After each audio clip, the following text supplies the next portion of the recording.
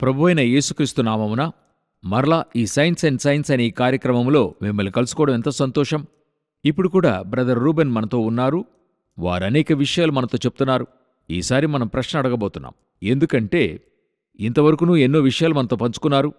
ఎంతవరకు మనం అండర్స్టాండ్ చేసుకున్నాం, ఎంతవరకు అర్థమైంది, ఎంతవరకు మీకు అర్థమయ్యిందనేది ఇప్పుడు నేను అడిగే ప్రశ్న ద్వారా మీరు తెలుసుకుంటారు. రండి, బ్రదర్ రూబెన్ దగ్గర ప్రశ్నలు అడుగుదాం.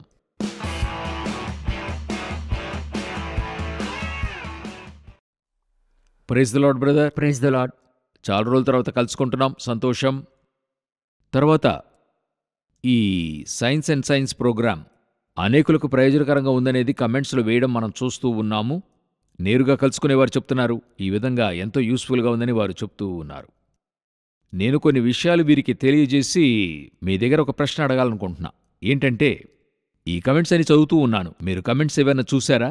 ఎంతోమంది స్పందిస్తున్నారు. అంటే పాజిటివ్ అయిన కమెంట్స్ చాలా ఉంటాయి, ఏవో కొన్ని నెగటివ్ కమెంట్స్ ఉంటాయి. అవి కూడా నేను ఎలా తీసుకుంటున్నానంటే, మనం ఇంకా కొంచెం మన సరి చేసుకోవడానికి యూస్ఫుల్గా ఉంటుందన్నట్టుగా తీసుకుంటున్నా.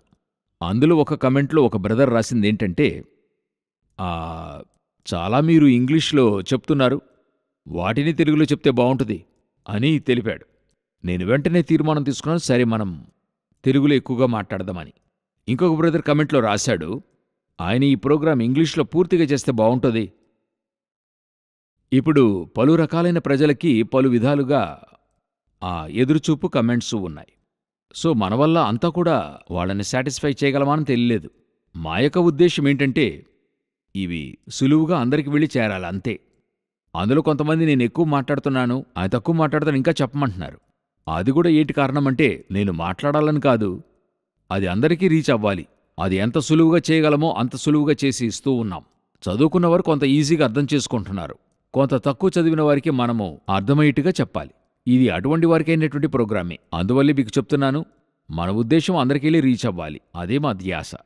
సరే బ్రదర్, మనం ఇప్పుడు నేరుగా ప్రశ్నకెళ్దాం. ఈ ప్రోగ్రాం ప్రారంభించినప్పుడు నాకొక నమ్మకం ఉండింది. ఏంటా నమ్మకం అంటే, ఈ ప్రోగ్రాం ప్రజలకి ప్రయోజనకరంగా ఉంటుంది అని చెప్పి. ఈ నమ్మకము దేవుడున్నాడనేటువంటిది నమ్మకం మీద ఆధారపడి ఉంది కదా. అయితే సైన్స్ ఏం చెప్తుంది నమ్మకాన్ని గురించి? ఎందుకంటే నేను చూసినంతవరకు సైన్స్ దేవుడు లేడని చెప్తున్నట్టుంది కదా, అందుకే అడిగా.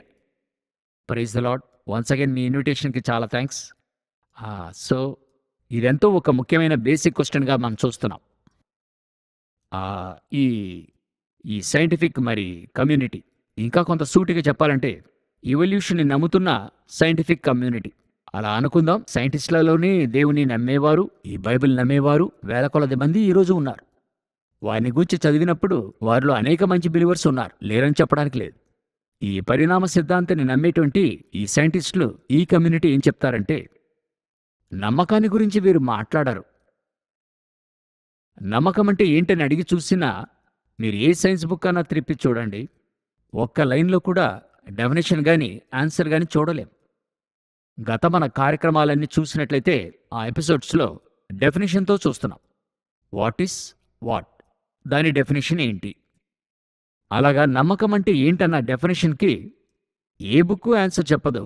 ఒకవేళ కొంత బుద్ధిగల సైంటిస్ట్ అయి ఉంటే, మెటాఫిజిక్స్ అనేది ఒకటి ఉంది. ఫిలాసఫీ క్రింద, అంటే ఫిజిక్స్ క్రింద అయిన సబ్జెక్ట్ కాదు, డిపార్ట్మెంట్ కాదు.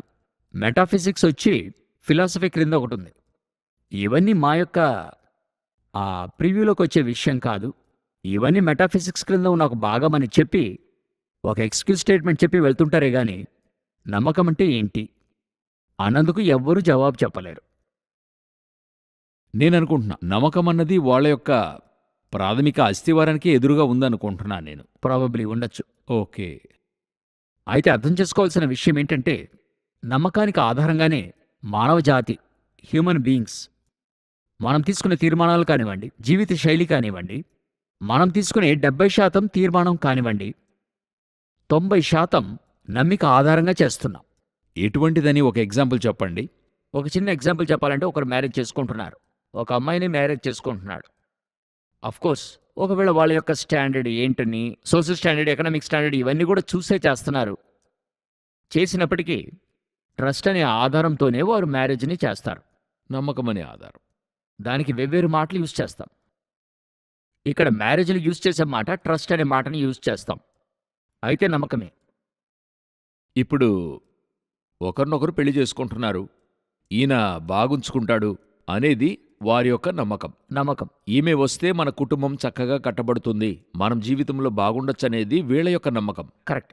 దీని ఆధారంగానే వాళ్ళు ఇన్ని లక్షలని ఖర్చు చేసి పెళ్లి చేస్తున్నారు. పెళ్లి చేస్తున్నారు. ఓకే. ఇంకొక ఉదాహరణ చూద్దామండి. పలు లక్షలను, పలు కోట్లు ఖర్చు పెట్టి ఒక బిజినెస్ స్టార్ట్ చేస్తున్నారు. కోర్స్ వాళ్ళు మరి క్యాల్కులేటెడ్ రిస్క్ అనే వర్డ్ యూజ్ చేస్తారు. మార్కెట్ స్టడీ చేసి ఆరంభిస్తున్నానంటారు. ఏదైనప్పటికీ కళ్ళ ముందు రిజల్ట్ చూడలేదు. రిజల్ట్ ఏమైనా కావచ్చు. ఏదైనా కావచ్చు. ఓకే. సో ఇప్పుడు దేని ఆధారంగా చేస్తున్నారంటే కాన్ఫిడెన్స్ అనే వర్డ్ యూజ్ చేస్తారు. అదేంటిది? అది నమ్మకానికి మరొక పరిమాణం. ఇంకొక మాట, ఇంకొక డైమెన్షన్ ఫర్ నమ్మకం. ఓకే. ఇంకొక ఉదాహరణ చూద్దాం. ఒక బిడ్డను స్కూల్కి పంపుతున్నాం. స్కూల్లో ఎల్కేజీ నుండి ప్రారంభమైతే 14 సంవత్సరాలు, 12th ముగిసేంత వరకు. తర్వాత యూజీ చదివి లేక ఇంజనీరింగ్ అయితే 4 సంవత్సరాలు, 18 సంవత్సరాలు. అది కాక పీజీ అంతా చదువుతూ ఉంటాం. అప్పుడు అదొక 2 నుండి 3 సంవత్సరాలు. 20 సంవత్సరాలు లక్షల రూపాయల్లో డబ్బులు ఖర్చు పెట్టి కొందరు పై చదువులకి బయట దేశాల్లో చదువుతున్నారు. కోట్లలో ఖర్చు పెడుతున్నారు. రిజల్ట్ వచ్చాక చదువుతున్నాం. ఇలా చదివిస్తున్నప్పుడే బాగా చదువురా, లేకపోతే నీ భవిష్యత్తు పాడైపోతుంది, నువ్వు దారి మధ్యలో ఉండిపోతావు, ఇలా చెప్పే చదివిస్తున్నా. అలాగే చదివిస్తున్నారు. ఇక్కడ ఒక వర్డ్ యూజ్ చేస్తాం, హోప్ అనే మాట. ఓకే. అదేంటి?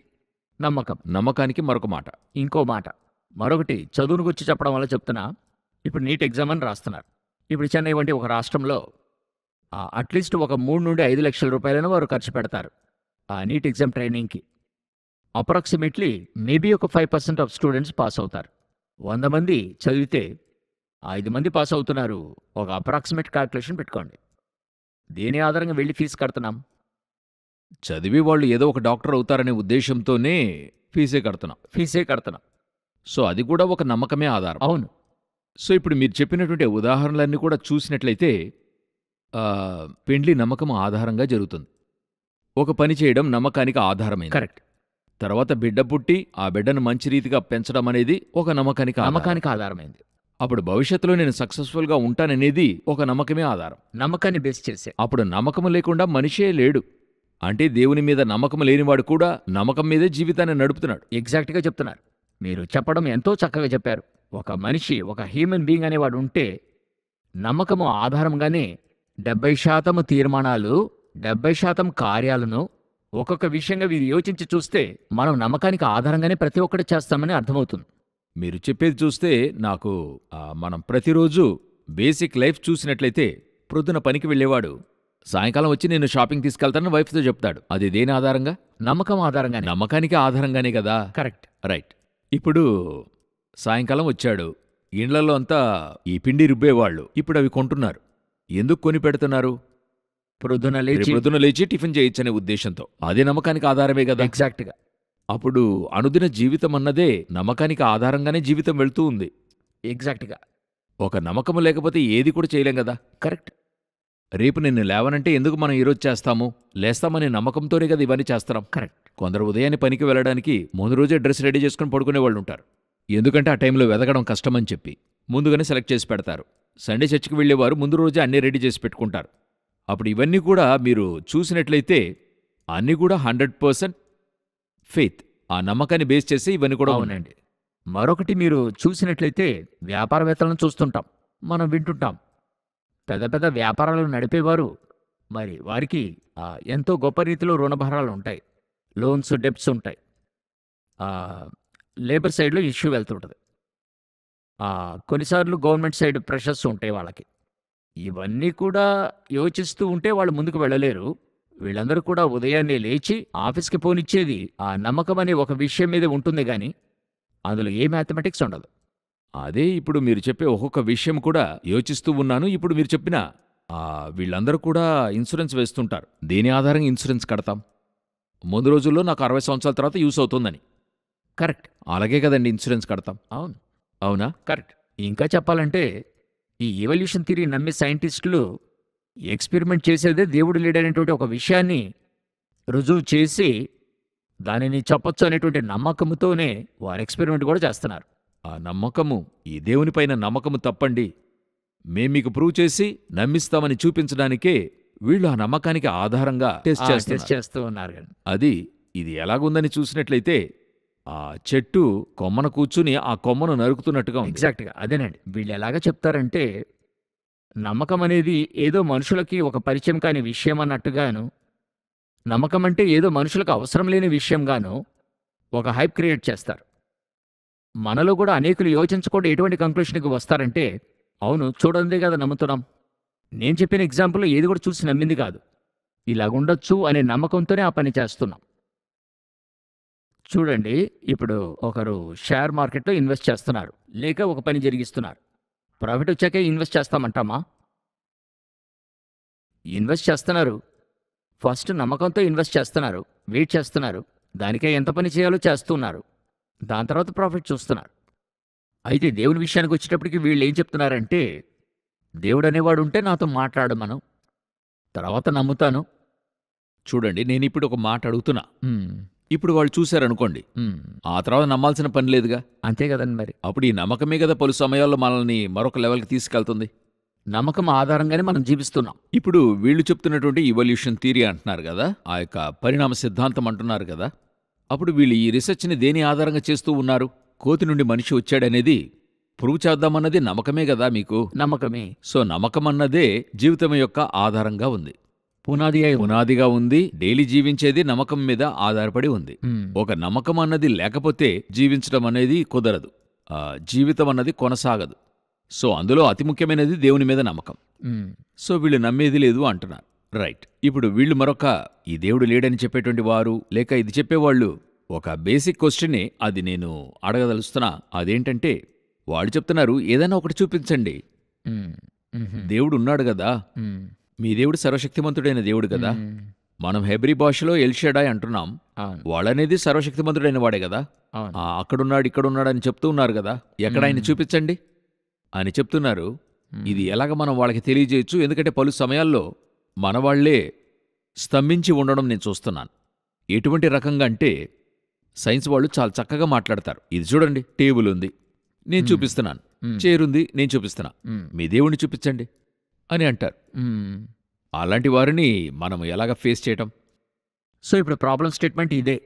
వీళ్ళు అడిగే క్వశ్చన్ ఏంటంటే, అవును మీరే అన్ని సాధ్యం అంటున్నారు కదా, దేవుని వల్ల అసాధ్యమైనది ఏది లేదని చెప్తున్నాం, ఎందుకు ఇలా కష్టపడటం? అందరి ముందు ఒకసారి కనపడితే సరిపోతుంది ఓకే. అనేటువంటిదే ఇదే ఒక ప్రాబ్లం స్టేట్మెంట్. కొన్నిసార్లు అయితే ప్రశ్నలు ఎంతో జ్ఞానవంతంగా ఉన్నట్టు అనిపిస్తుంది. అందుకు జవాబిచ్చేదానికంటే ఆ ప్రశ్న వివరిస్తేనే జవాబు అర్థమైపోతుంది. విశ్వాసము లేక నమ్మకం అంటే ఏంటి, దానికి డెఫినేషన్. అఫ్కోర్స్ ఇది సైన్స్ బుక్లో ఎక్కడ కూడా ఉండదు. దానికి డెఫినేషన్ ఎక్కడ ఉంటుందంటే, అఫ్కోర్స్ అది ఎక్కడ ఉంటుందంటే యూజువల్గా బైబిల్లోనే ఉంటుంది. అన్ని ప్రశ్నలకైన డెఫినేషన్ డెఫినిటివ్ ఆన్సర్ అని చెప్తున్నాం కదండి, అబ్సల్యూట్ ఆన్సర్. ఏదో ఒక వివాదం కోసం కాదు, కరెక్ట్గా ఆన్సర్ ఇవ్వగలిగింది బైబిలే. అదే నేను ఎప్పుడు కూడా చెప్తాను. నా యొక్క మెసేజ్లో నేను ఎప్పుడు యూజ్ చేసేటువంటి మాట, మన బైబిల్ మట్టుకైతే long long ago, so long ago, once upon a time, పూర్వీకుల కాలములో అనేటువంటిది ఉండదు. కరెక్ట్. నోవాకు 600 సంవత్సరాలైనప్పుడు 2వ నెల 17వ రోజైన ఆ దినమున అని పర్ఫెక్ట్గా ఉంటుంది. పర్ఫెక్ట్గా ఉంటుంది. అలా ఉంటుంది. ఇశ్రాయేలులో అహాబు రాజుగా ఉన్నప్పుడు సిరియాలో హజాయేలును పటాభిషేకం చేయము ఇలాగని చెప్పి పర్ఫెక్ట్గా ఉంటుంది. అంటే ఇక్కడ రాజు ఎవరు, అక్కడ రాజు ఎవరు, ఏ సంవత్సరంలో ఎలుబడి చేశాడు. సో బైబిల్ వచ్చి ద పర్ఫెక్ట్ ఆన్సర్ బుక్ అనేదానికి నేను దీన్ని యూజ్ చేస్తూ ఉంటాను. ఎగ్జాక్ట్గా మీరు చెప్పారు. సో విశ్వాసం అంటే ఏంటి, నమ్మకం అంటే ఏంటి? సో దీని యొక్క డెఫినేషన్ ఎక్కడ చూడగలమంటే, హెబ్రీలకు 11:1 మీరు తెర మీద చూస్తున్నట్టుగా, విశ్వాసం అనున్నది నిరీక్షింపబడు వాటి యొక్క నిజస్వరూపమును అదృశ్యమైనవి ఉన్నవనుటకు రుజువునై ఉన్నది. అప్పుడు ఫెయిత్ బై డెఫినేషన్ కనులకు కనబడనిది. ఫెయిత్ యొక్క డెఫినేషన్ కంటికి కనబడకపోతే అది ఫెయిత్. అవునండి. ఇది ఎటువంటి ప్రశ్న అంటే, నీళ్ళెందుకు లిక్విడ్గా ఉందని అడిగితే, లిక్విడ్గా ఉంటేనే కదా దాని పేరు నీళ్లు. అప్పుడే కదండి అది నీళ్లు. గట్టిగా ఉంటే అది మరి సాలిడ్ కదా. దానికి పేరు ఐస్ కదా. అవును, అది సాలిడ్. కంటికి ముందు కనపడితే అది విశ్వాసం కాదు. కంటికి కనబడందే విశ్వాసం. కంటికి కనబడందే విశ్వాసం. సో ఇది ఎలాగంటే, ఇది ఒక సెల్ఫ్ డిస్ట్రక్షన్ క్వశ్చనే. ఎందుకు నీళ్లు లిక్విడ్గా ఉందని అడిగితే, లిక్విడ్గా ఉంటేనే దాని పేరు నీళ్లు. అది ఒకవేళ సాలిడ్గా మార్చినట్లయితే దాని పేరు ఐస్. ఇదే డెఫినేషన్ ఫర్ ఫెయిత్. ఇందులో నేను ఏది కోరిలేట్ చేసి అనాలజికల్గా చెప్పాలనుకుంటున్నానంటే, ఇప్పుడు ఈ ఒక సింగిల్ జీవకణం ఏర్పడింది, సింగిల్ సెల్ యూనిసెల్యులార్ ఒక సెల్ ఉండేటువంటి జీవం ఏర్పడింది, అమీబా అనేది. అమీబా నుండి వచ్చాయి. మనం పోయిన ఎపిసోడ్కి ముందు ఎపిసోడ్లో చూసాం. ఆ తర్వాత కాంప్లెక్స్ జీవకణాలు ఏర్పడ్డాయి. తర్వాత డిఎన్ఏ 3.3 లక్షల కోట్ల lines of code of DNA అవే వచ్చాయి అని చెప్తున్నారు కదా. ఇందులో ఒక్క 0.000 ఒక 1000 సున్నాలు వేసిన ఒక 1% కూడా మన కన్నులకు ముందు మనుషులు ఎవ్వరూ చూసిందే లేదు. ఎగ్జాక్ట్లీ. Okay, right. ఒకే ఒక నథింగ్ అన్నది ఇంతవరకు మన మైండ్కి తెలియని విషయము. మన గత ఎపిసోడ్స్లో చూసున్నాము. అట్లే ఒక నిమిషం. నథింగ్ అనే దాని యొక్క ఎక్స్ప్లెనేషన్ చాలా బాగుంటుంది. మీరు ప్రీవియస్ ఎపిసోడ్స్లో నథింగ్ అంటే ఏంటనేది బ్రదర్ వివరించారు. మీరు చూడండి, ఎంతో ప్రయోజనకరంగా ఉంటుంది. చెప్పండి బ్రదర్. సో నథింగ్ అంటే ఏంటనేది కూడా తెలియదు. నథింగ్లో నుండి ఒకే ఒక విషయం, ఒక సెల్ ఏర్పడటం కూడా మనం ఎవరు చూసింది లేదు. అయినా కానీ దేవుడు లేడనేటువంటి ఒకే కారణాన్ని పెట్టుకొని వీళ్ళు కూడా అది కంఫర్టబుల్గా నమ్ముతూ ఉన్నారు. సో ఇదేది కూడా వీళ్ళు చూడకుండానే వీళ్ళు ఇది నమ్ముతూ ఉన్నారు. ఈ నమ్మకానికి ఇదే డెఫినేషన్ ఆధారంగాను వీళ్ళు కంటితో ఒకటి అబ్జర్వ్ చేయని విషయాన్ని ఇప్పటి వాళ్ళు మాత్రమే కాదు, మన ఈ జనరేషన్ మాత్రమే కాదు, ఏ జనరేషన్ కూడా అంటే ఆ బిగ్ బ్యాంగ్ థియరీ వీళ్ళు చూసింది లేదు. అవునా? అందులో ఏంటంటే బేసిక్ ప్రశ్నలే ఇంకా కూడా తెలియలేదు. ఎక్కడి నుంచి వచ్చిందంటే ఏమీ లేని చోట నథింగ్ నుండి వచ్చింది అంటున్నారు. అది వీళ్ళు చూడలేదు, కనులతో చూడలేదు. కరెక్ట్. ఆ తర్వాత ఆ బిగ్ బ్యాంగ్ థియరీ విస్ఫోటనమైంది, వీరు చూడలేదు. తర్వాత దానిపైన వర్షం కురిసింది, వీళ్ళు చూడలేదు. ఆ వేడికి చలదానానికి మధ్యలో ఏర్పడిందే వన్ సెల్ యూనిసెల్యులార్ ఆ అమీబా అనేది కూడా వీళ్ళు చూడలేదు. కరెక్ట్. ఆ తర్వాత 10 కోట్ల సంవత్సరాల తర్వాత ఆ పరిణామ ఎదుగుదలను కూడా వీరు చూడలేదు. వీరేది కూడా చూడలేదు. చూడకుండా నమ్మకం ఆధారంగా కనబడని వాటి మీద నిశ్చయత వాళ్ళకి. అదే వాళ్ళకి కనబడని వాటి మీద వాళ్ళకి నిశ్చయం ఉంది. అదే మనము విశ్వాసం అని బైబిల్ చెప్తుంది. నేనిప్పుడు చెప్తాను, వీరు అక్కడికెళ్ళి ఇక్కడికెళ్ళి బైబిల్కే రాగలరు. చివరికి ఇక్కడికే రావాలి. ఈ డెఫినేషన్ తీసుకునే వాళ్ళు మాట్లాడుతూ ఉన్నారు. అయితే అది చెప్తున్నప్పుడు ఎలా చెప్తారంటే, నమ్మకం అన్నది మనుషులకు అవసరమే లేదు, మనుషులకి ఏదో అది పరిచయం కాని విషయం అన్నట్టుగా చూడనిది నమ్మద్దు అని అంటారండి. ఆ, ఈ పరిణామ సిద్ధాంతం అన్నది నమ్మకం కాదు, దాని పేరు మూఢనమ్మకం. ఎగ్జాక్ట్లీ. చెప్తున్న విధానంలో హై పిచ్చి చెప్తున్నప్పుడు అదేదో గ్రాండ్గా బిల్ట్ అయ్యి, బ్రాండ్ అంటే ఏంటన్నది మన 2 ఎపిసోడ్స్ ముందు చూసాం. నేను ఆ ఎపిసోడ్ చూశాను, బాగుండింది. అనేటువంటి దాంట్లో ఏదో ఒక విధమైన డెల్యూషన్ నమ్ముతూ ఉన్నాం. చెప్పే విషయం ముఖ్యం కాదు, చెప్పే వ్యక్తే ముఖ్యం. ఆయన చెప్తే అది కరెక్ట్గా ఉంటుంది. అది మన క్రైస్తవుల్లో కూడా ఉంది. ఇప్పుడు ఈ సమీపకాలంలో చూశాను, చెప్పే విషయం ఏంటన్నది వాళ్ళకి ముఖ్యం కాదు. అలాగే బైబిల్లో ఉందంటే ముఖ్యం కాదు. ఆయన చెప్తున్నాడండి, తప్పుగా ఉంటుందా? అలా ఇక్కడ కూడా చూస్తున్నాం. Okay, right. దీనికి ముందు ఒక బేసిక్ ఎగ్జాంపుల్ చూసాం. నేను ఇంతకుముందు చెప్పినట్టుగా కొంతమందికి బేసిక్గా చెప్పినట్టయితే అక్సెప్ట్ చేసే మైండ్ సెట్ ఉండదు. కాంప్లికేటెడ్గా చెప్తేనే అర్థమవుతుంది, సింపుల్గా అర్థం కాదు. కాంప్లికేటెడ్గా చెప్తేనే సింపుల్గా అర్థమవుతుంది. అప్పుడే అర్థమవుతుంది. మనం ఇది చూసి ఉంటాం. అమెరికన్ అధ్యక్షునికి ఆర్మీ జనరల్ సెల్యూట్ చేస్తాడు. ఎందుకు సెల్యూట్ చేస్తున్నాడు అనుకుంటారు? నా వ్యూలో గనుక మీరు అడిగినట్లయితే, ఈయనకంటే ఆయన సుపీరియర్, నాకంటే కూడా పై పదవిలో ఉన్నాడు, అధ్యక్షునిగా ఉన్నాడు, నేను ఆయనకి సెల్యూట్ చేస్తున్నారు అనేటువంటి నమ్మకాన్ని ఏర్పరచడానికే సెల్యూట్ అనేది. Okay, right. ఇంకా కొంచెం వివరించి చెప్పండి వాళ్ళకి. అంటే ఇదే విషయాన్ని, అంటే ఎలాగంటే నిన్ను సెల్యూట్ చేసే విధంగా నిన్ను అక్కడ ఎందుకు చేస్తున్నామంటే, అతను నీకంటే పైవాడని నమ్మించడానికే. ఓకే. అయితే అది డైరెక్ట్గా చెప్పరు కదండి. ఎందుకు సెల్యూట్ చేయాలంటే ఆయన ఫస్ట్ ఈయనకంటే పెద్దవాడని నమ్మాలి. ఇప్పుడు ఆర్మీ జనరల్ వచ్చి ప్రెసిడెంట్ ఆఫ్ అమెరికాకి సెల్యూట్ చేస్తున్నాడంటే, ఈ ప్రెసిడెంట్ నాకంటే కూడా పెద్దవాడు అనేటువంటి నమ్మకము అతనికి డైలీ ఏర్పడుతూ ఉండాలి. అది 10 సంవత్సరాలు రాబెట్టుకోవడానికే అతను ఆర్మీలో చేరిన రోజు నుండి ఆర్మీలో రిటైర్ అయ్యేంత వరకు సెల్యూట్ కొట్టించడం. అది అతని మనసులో పదిలపరచుకోవాలి, ఇతను నాకంటే పైవాడు, సెల్యూట్ చేయాలి. అలా నమ్మితేనే ఆయన చెప్పేది ఈయన చేస్తాడు. ఓకే. ఇంకొక ప్రశ్న అడుగుదాము. ఆయన చెప్తే నేను ఎందుకు చేయాలి అని అడుగుతున్నాడు. దీనికే ఆన్సర్ చెప్తాం. ఇప్పుడు ఇదే ఆన్సర్. నేను నీకంటే సుపీరియర్, నేను చెప్పిందే నువ్వు చేయాలి. చట్టం ఒకటి జారీ చేశారనుకోండి, అదెందుకు నేను వినాలంటే? చట్టాన్ని గౌరవించాలి. అదెందుకు నేను నమ్మాలంటే? సో ఈ విధంగా ఎవరు అలక్ష్యం చేయకూడదని కాలాకాలంగా 20-30 సంవత్సరాలుగా సెల్యూట్ చేయించడం. అది చూస్తున్న ప్రజలు ఇంత పెద్ద ఆర్మీకి హెడ్గా ఉన్న ఇతను సెల్యూట్ చేస్తున్నాడంటే నేను లోబడి ఉండాలి. ఇది ఎలా సైకలాజికల్గా ప్రభావితం అవుతుంది అనేది నా వ్యూలో చెప్పినట్లయితే, ఒకానొక స్థలములో ఈయన చెప్పింది వినలేదంటే నేనేం చెప్తున్నాను, అధ్యక్షుడు చెప్పినా ఇతను వినడం లేదు చూడండి. మేబీ అధ్యక్షుడు చెప్పింది తప్పై ఉండొచ్చు. కరెక్ట్. అవునా? కరెక్ట్. అధ్యక్షుడు చెప్పింది తప్పై ఉండొచ్చు, ఇతను వ్యతిరేకిస్తున్నాడనుకోండి. నేనే ఎలాగ ఆలోచిస్తానంటే, ప్రేక్షకునిగా ఏంటండి అధ్యక్షుని మాటకు వ్యతిరేకిస్తున్నాడు, అతనికేంటండి చెప్పింది చేయటమే గదా. కరెక్ట్. ఈ ఉద్దేశం మనకి ఎలాగ ఏర్పడుతుందంటే, కంటిన్యూస్గా ఒకరు పలు విషయాలు అలా చూస్తున్నటువంటి క్రమములో ఇది ఒకే రోజులో రాదు. ఈ నమ్మకము, ఈ బ్రాండ్, ఈ పర్సెప్షన్ ఇది ఏర్పరచడానికే పలు విషయాలు మనం చేస్తున్నాం. నేను చెప్పేది సరిగ్గా ఉందా చూడండి. రాజులుండేటువంటి ఆ కాలంలో సామాన్యమైన వ్యక్తిపైన కిరీటాన్ని పెట్టినట్లయితే జనులందరూ కూడా అతనికి మర్యాద ఇవ్వాల్సిందే. ఆ కిరీటం పెట్టుకున్న వ్యక్తి గొప్ప వ్యక్తి, అతను రాజు అని వీళ్ళు నమ్మాలి. కరెక్ట్. ఆ కిరీటమే వాళ్ళని నమ్మించే ఒక ముఖ్యమైన ప్రదర్శన వస్తువు. కరెక్ట్. అవునా? ఎగ్జాక్ట్గా చెప్పారు. అప్పుడు వీళ్ళకి వేరే దారి లేక, అయ్యో రాజు చెప్పాడు, ఇప్పుడు మీకు వారికి ఏం వ్యత్యాసం? సౌలు జనులందరితో ఉన్నటువంటి ఒక వ్యక్తే, సామాన్య వ్యక్తే. ఎప్పుడు రాజుగా అభిషేకించబడ్డాడో అంతమంది అతనికి లోబడాలనే కాన్సెప్ట్ వచ్చింది కదా. కరెక్ట్.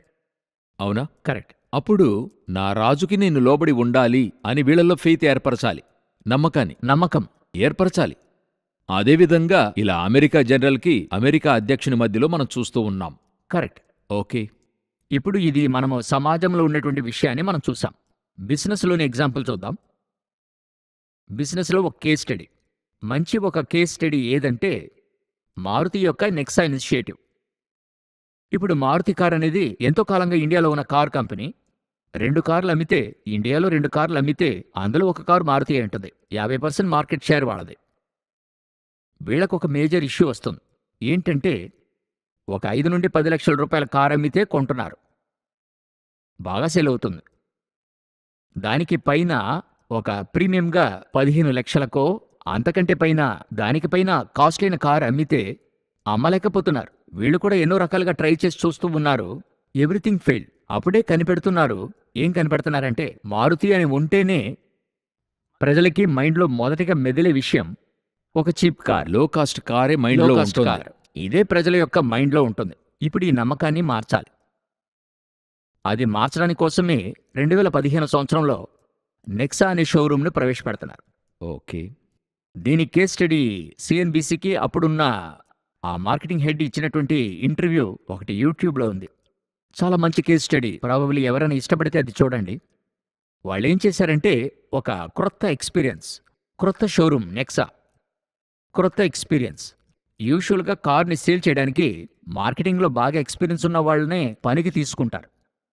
వీళ్ళేం చేశారంటే, బ్యాంకులో పనిచేసే వాళ్ళని, లేకపోతే 5 స్టార్ హోటల్లో వర్క్ చేసిన వాళ్ళని, రిసెప్షన్ వర్కర్స్ని, ఇటువంటి ఎంప్లాయీస్ని తీసుకుని వచ్చి అలాగా అటువంటి వాళ్ళని పనిలో పెట్టుకున్నారు. లోనికొస్తే మారుతి షోరూమ్ లాగా ఉండదు. ప్రవేశపెట్టిన 2015 సంవత్సరంలో వరల్డ్ క్లాస్ షోరూమ్గా ఉంటుంది. బాగా డెకరేషన్ అంతా చేసి అలా లోనికొచ్చి ఇటువంటి మంచి హైఫై అయిన సేల్స్ పీపుల్ని చూసినప్పుడు ప్రజలు ఎలాగ ఆలోచించారంటే, ఇదేదో చీప్ కార్ కంపెనీ కాదు, ఇది లో కాస్టో లో బడ్జెట్ కంపెనీయో కాదు, లగ్జూరియస్ అయిన ఒక షోరూమ్. అటువంటి ఫీలింగ్ వచ్చిన తర్వాత ఇప్పుడు 20 లక్షలు 25 లక్షల కారు ఈజీగా అమ్ముడుపోతుంది. అప్పుడు వీళ్ళు ఏం మార్చాలని ట్రై చేశారో అర్థం చేసుకోండి. ఒక మంచి వస్తువుని ఒక చిన్న కార్ కంపెనీ, ఒక లో బడ్జెట్లో కార్ కంపెనీ చేసి ఇచ్చినప్పటికీ అమ్ముడుపోని కాలం పోయి ఇప్పుడు అద్భుతంగా సేల్స్ అవుతుంది. ఇందులో బాగా పరిశోధిస్తే ఒక విషయం తెలుస్తుంది. ఇవన్నీ కూడా నమ్మకాన్ని ఇంపాక్ట్ చేస్తున్న విషయం. ప్రజల్ని నమ్మించాలి. నమ్మించడానికే ఈ షోరూము. ఈ షో చూపించి కాస్ట్లీ కార్ అండి, అలా లోనికొస్తేనే వారి మైండ్ 10 లక్షల పైన వెళ్ళాలి, 10 లక్షల క్రింద రాకూడదు. ఇప్పుడు అదే మారుతిని 10 లక్షలకు పైగా ప్రజలను ఆలోచింపజేసింది. అలా చేసిన తర్వాత సేల్స్ బాగవుతుంది. సో ఇలాగా మన రోజువారీ జీవితాన్ని చూస్తున్నప్పుడు ఒక విషయం తెలుస్తుంది. ఏంటంటే, బై డిజైన్ దేవుడు మనల్ని సృష్టించాడు కదా, ఆ డిజైన్లోనే ఆయన యొక్క సీక్వెన్స్ ఎలాగంటే 1 2 3 ఆయన సీక్వెన్స్ ఎలాగంటే, ఫస్ట్ మనిషి ఒక విషయాన్ని చేయగలడాన్ని నమ్మాలి, రెండవది దానికై వర్క్ చేయాలి. విశ్వాసం క్రియలేనిదైతే ఒంటిగా ఉండి మృతం అవుతుందని వాక్యం చెప్తుంది. దానికై ఒక మనిషి ఎఫర్ట్ తీసుకోవాలి, దాని తర్వాత సక్సెస్ వస్తుంది. మనము అన్ని విషయాల్లోనూ, జీవితంలో జరిగే అన్ని విషయాల్లోనూ మనం ఫస్ట్ నమ్ముతాం, దానికైనా కృషి చేస్తాము, ఆ తర్వాత సక్సెస్ వస్తుంది. అదే మనం ఇప్పుడు 6-7 ఎగ్జాంపుల్స్ చూసాం. అవును. అబ్బాయిని నమ్మి కాలేజీకి పంపుతాము. అవును. వాడు కష్టపడి చదవాలి. చివర్లో ఇంజినీర్ అవుతాడు. ఇంజనీర్ అవుతాడు. సో, దీని ఆధారంతోనే అన్నీ కూడా చేస్తూ ఉంటాం.